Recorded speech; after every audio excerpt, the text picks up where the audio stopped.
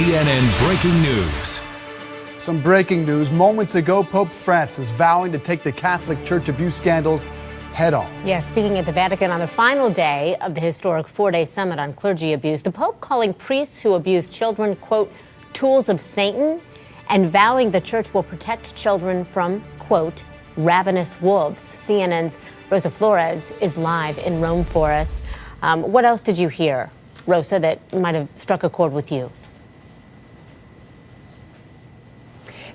From listening to Pope Francis on day 4 of this summit and also listening to his remarks on day 1, it really doesn't appear that he's delivering on his own message, Christy, because he started this summit with very strong words, saying that he was looking for concrete measures at the end of this summit. And while we heard him talk, like you mentioned, using the word Satan for anyone who abuses children, and that, abuse should not be covered up, we're already seeing some reaction from survivors on social media who say that this is all, things that they have heard before from the Catholic Church, and that what they're missing is the when and the how. How is clergy sex abuse going to end? What is exactly going to happen to those who abuse and to those who cover up abuse?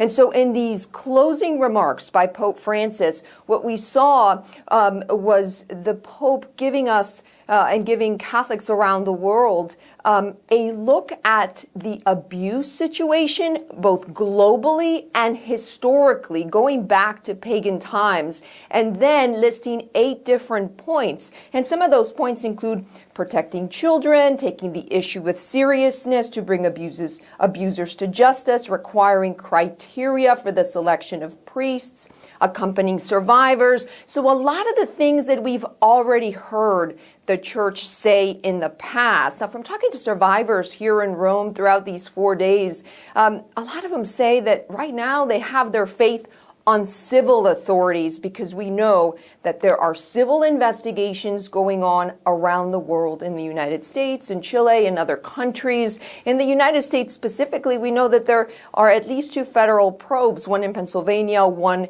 in New York. There are state investigations, at least a dozen of those, by attorneys general that are investigating depending on the powers of their state. So Dave and Christy, we're working to get some video reaction from survivors on this, but based on what we've seen online so far, there appears to be disappointment because Pope Francis was talking about wanting concrete measures, and in his closing statement, we just didn't see those.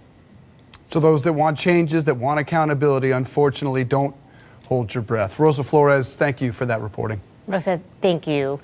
Father Edward Beck, CNN religion commentator, is with us now. Father Beck, it's always so good to see you. I want to get your take on what she just said, that they are looking for concrete answers, but the when and the how that's going to happen, even 4 days after all these conversations, that is still missing. Do you fear for this religion?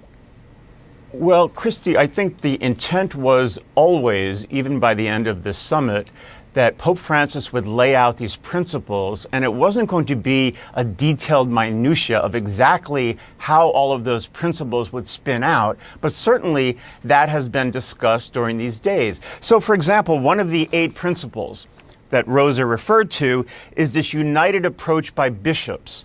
Well, one of the issues going into this was, how are bishops going to be held accountable like everybody else? Who's going to monitor the bishops? Right, bishops can't investigate bishops, essentially, is that right? Yeah, they can't investigate only themselves. So Cardinal Cupich from Chicago laid out a very clear plan by which the Metropolitan of the Archdiocese, the Archbishop, would indeed begin investigation of any bishop accused with a lay team, and then make a recommendation to Vatican for immediate removal. So some of the specifics of what Pope Francis laid out have already been discussed in the meeting, and he kind of summarized, I think, what was important. Well, we have a cardinal who yesterday we got word who said that he knows there was documentation of sexual abuse that was destroyed. Do you think, I think there are a lot of people at home that are sitting here thinking, is this church safe for my children? To that you say what? I say that it's the safest in the United States that it's ever been since 2002. Zero tolerance has been implemented in the United States since 2002. And so much of what we're hearing about the abuse itself occurred before that. The cover-up, however, and how it was then dealt with when bishops found out about it, that is one of the main issues. And I think what was most surprising to me about this conference, out of 190 participants, you had only 10 women. But the 3 women who spoke stole the show.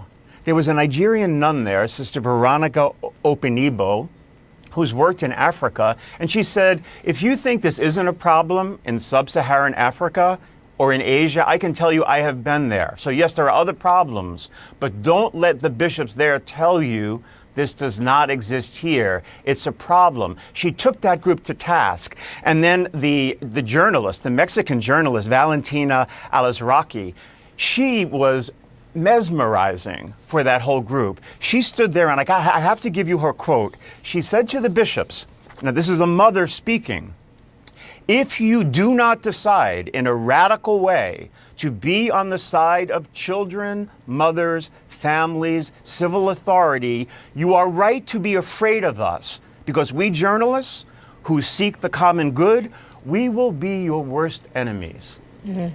And so she was saying, we are going to have you accountable, and you need women, you need mothers, you need fathers in this group. You can't keep talking to yourself. And I think the Pope and the others are beginning to realize this is a wider issue. He said it himself. This is a worldwide problem, abuse. And we have to see it as a worldwide problem, but the church has to deal with it specifically.